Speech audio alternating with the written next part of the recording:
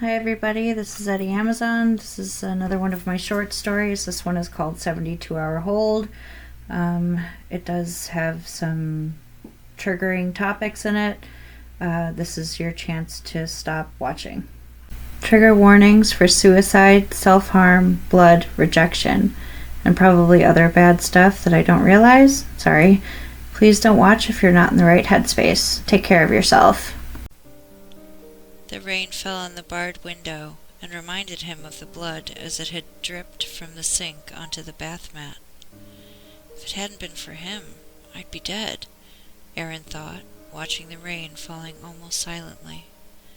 He still barely remembered the night that landed him here, but he could still remember the pain, the lonely love aching in his heart over that kiss.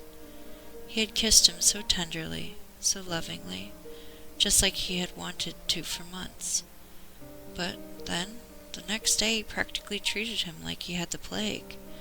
Paul wouldn't answer his texts or calls and avoided him all day at work. Aaron felt betrayed and hurt, and why not?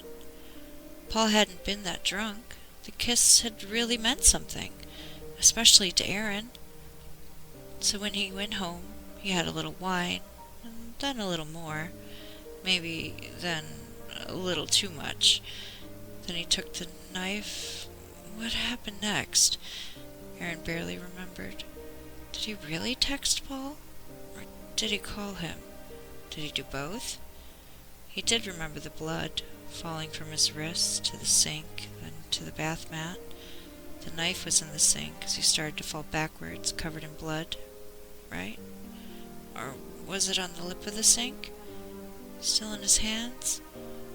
Somehow, Paul had managed to get in and get Aaron off of the floor. Who had Paul been talking to? Aaron remembered him talking, but not what he was saying or who he was talking to either. Then everything pretty much went to black. When he came to, he was all bandaged up, in a bed in the hospital psych ward, watching rain fall onto a barred window. I should call him, Aaron thought. Maybe he'll forgive me for being such an irrational fool. Of course he will. He did save my life after all, and I definitely need to thank him for that. He sat up in bed and looked around for a clock. He didn't know how late it was and didn't want to call Paul too late. There was no clock in the room, just a bed, a dresser, and a bathroom in its own little alcove off to the side next to the door out of the room. Aaron slowly got up and went to the door of his room, which was open to the lit hallway. The hallway was empty and quiet. He could see a phone close by. Again he searched the area for a clock. He spotted one at the far end of the hallway, which he could just make out as reading 10:18, likely p.m. considering how dark it was outside. I've been out for a whole day, Aaron thought in amazement. He's got to be worried. He went to the phone and dialed Paul's number. Hello? Paul's voice came through the phone. Aaron almost choked on the words and didn't know what to say. What could he say to the man he not only loved, but had saved his life as well? Hey, it's Aaron, finally came into the world past his reluctant lips. Silence hung heavy on the other end of the line. Aaron's heart raced, waiting for Paul to say something, anything. After a few moments of silence, Aaron couldn't take it anymore and prodded. Are you still there?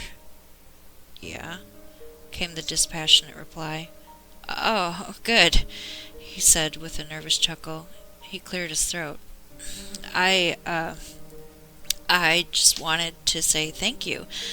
And, apologize, too. I'm sorry you had to see me like that, you know. He cleared his surprisingly uncooperative throat again.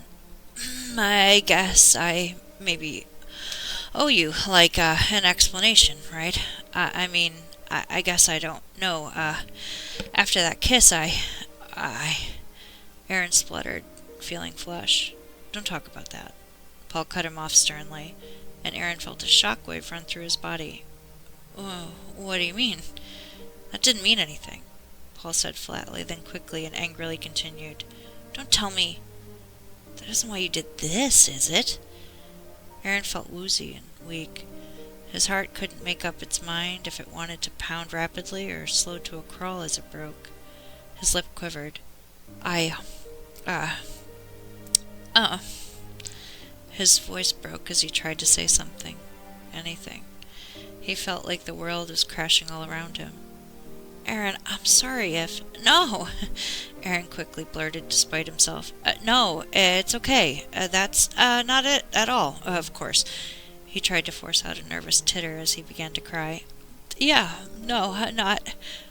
He heard his voice quaking and tried to hold back the tears. Well, anyways, like I said, thanks, again, Okay, I only have a couple minutes, hospital rules and whatnot. A total lie that he couldn't help but tell. Aaron, don't. Paul's voice took on a caring, albeit forced tone. But Aaron had already hung up. Whatever he was going to say wasn't going to be anywhere near what he'd already said. He walked with heavy feet back to his room. He watched the rain crashing onto the window as he got back into bed and curled up into the fetal position. He tore at the heavily reinforced bandages. After getting those undone, the stitches were a piece of cake. It didn't even hurt this time, at all. The raindrops fell on the barred windows, fat and blobby, just like the blood drops onto the floor. I'm sorry about the audio quality of this one, but that is the end. If you or anyone that you know is going through something like this, please make sure that they call 988 or crisis services or 911. I don't want anybody to get hurt or upset or triggered by my stories. That's not the point. It's just like my way of dealing with things that are going on in my life or thoughts like that. So thank you. I hope you enjoyed it. I tried to do something different. So thanks.